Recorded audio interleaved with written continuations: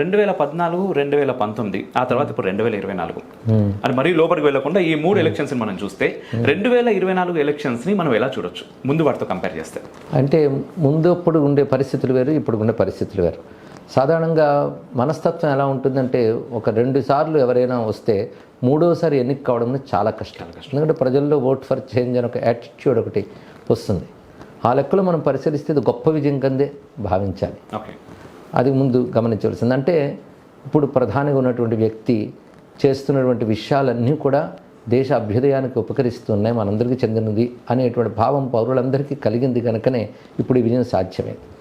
అయితే ఇక అప్పుడంత బలం ఇప్పుడు రాలేదు ఎందుకు అనే విషయం ఆలోచిస్తే ముందు చెప్పినట్లుగా కొంత ఓట్ ఫర్ చేంజ్ యాటిట్యూడ్ కూడా ఉండవచ్చు.